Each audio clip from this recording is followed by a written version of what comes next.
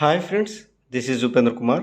ఈరోజు మనం చెప్పుకోబోయే topic what is the difference between bolts and studs. So అవి మనం ఎక్కడ యూజ్ చేస్తాము అనేది ఈరోజు మనం తెలుసుకుందాం. సో దానికంటే ముందు మన ఛానల్లో 750+ వీడియోస్ ఉన్నాయి. అవన్నీ కూడా technical videos as well as safety videos. అవన్నీ కూడా చూడండి అండ్ షేర్ చేయండి అండ్ లైక్ చేయండి. అండ్ మన యూట్యూబ్ ఛానల్కి టెలిగ్రామ్ గ్రూప్ ఉంది. సో దానిలో మీరు జాయిన్ అయినట్లయితే మీకు రెగ్యులర్ అప్డేట్స్ అనేవి దొరుకుతాయి. అండ్ చాలామంది స్టూడెంట్స్ మన టెలిగ్రామ్ గ్రూప్లో ఉన్నారు. సో మీకు మంచి డేటా అనేది అక్కడ దొరుకుతుంది అండ్ రెగ్యులర్ అప్డేట్స్ అనేవి దొరుకుతాయి. సో ఈరోజు మన టాపిక్ చూద్దాం. సో బోల్ట్స్ అంటే ఏంటి అండ్ స్టడ్స్ అంటే ఏంటి, వాటి యొక్క డిఫరెన్స్ ఏంటి. మెయిన్గా ఎక్కువగా ఇవి ఇంటర్వ్యూ క్వశ్చన్స్లో అడుగుతూ ఉంటారు. సో రెండిట్లకి డిఫరెన్స్ ఏంటి అనేది. Okay, so first of all bolt అంటే ఒక షాఫ్ట్కి ఒక రాడ్కి థ్రెడ్డింగ్ వేసి ఒక సైడ్ హెడ్ ఉండి దానికి ఒక నట్టు ఉంటే దీన్ని మనం బోల్ట్ అంటాం. సో ఇది బోల్టు, ఇది నట్టు. సో బోల్ట్ అండ్ నట్ అని సాధారణంగా పిలుస్తూ ఉంటారు. సో ఇది ఎక్కువగా మనం ఏ ఇండస్ట్రీలో చూసినా కామన్గా మనకు కనిపించే ఇది ఫాస్ట్నర్ అంటారు దీన్ని.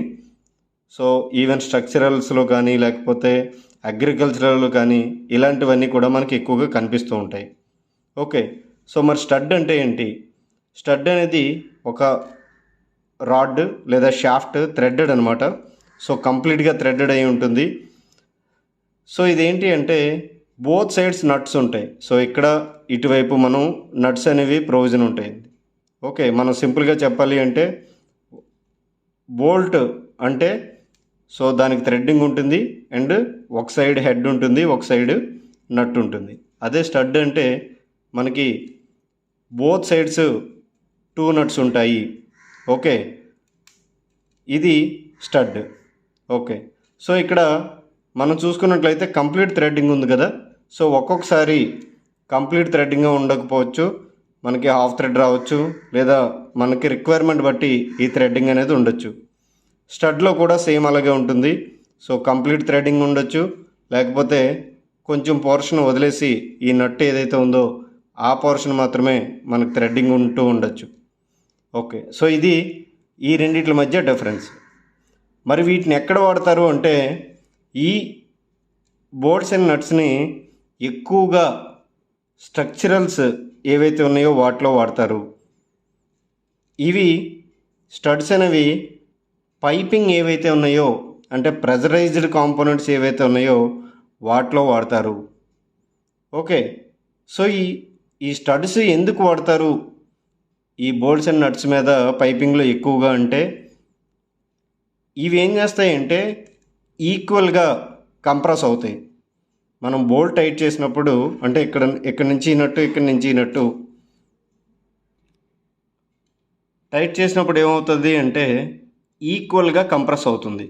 సపోజ్ మనం అదే కంప్రెషన్ మనం చేసినట్లయితే, టైట్ చేసినట్లయితే మనం ఈ హెడ్ ఏదైతే ఉందో అది ఈ రాడ్కి కనెక్ట్ అయ్యింది కాబట్టి ఇది బెండ్ అయిపోయే అవకాశం ఎక్కువగా ఉంటుంది. అందుకే మనం ఎక్కువగా ఓవర్ టైట్ చేసినప్పుడు, మనకి ఎక్కువ టైటింగ్ చేసినప్పుడు ఈ హెడ్ అనేది ఇరిగిపోతూ ఉంటుంది.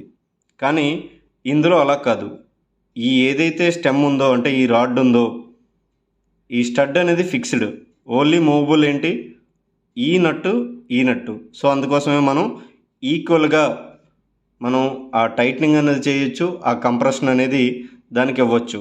సో దానివల్ల ఏంటి అంటే ఆ ఫ్లాంజ్ అనేది చాలా ఈక్వల్గా ఉంటుంది. అందుకే ఇండస్ట్రీల్లో ఎక్కడైనా సరే మనం ఫ్లాంజ్ జాయింట్స్కి మనం చూసినట్లయితే ఈ స్టడ్స్ అనేవి ఉంటాయి. And equal compression, equal tightening అంటే దాన్ని టార్క్ టైట్నింగ్ అనేది కరెక్ట్గా ఈక్వల్గా అవుతుంది స్టడ్స్లో over then bolts. Okay, so ఇది మెయిన్గా ఈ బోల్ట్స్కి అండ్ స్టడ్స్కి ఉన్న డిఫరెన్స్. సో ఇంకొన్ని టెక్నికల్ వీడియోస్ మీకు అందించడం జరుగుతుంది. సో మీకు అర్థమైందని అనుకుంటున్నాను. ఇంకేమైనా డౌట్స్ ఉంటే అడగండి. మన ఛానల్ సబ్స్క్రైబ్ చేసుకోండి. షేర్ చేయండి, లైక్ చేయండి. Thanks for watching.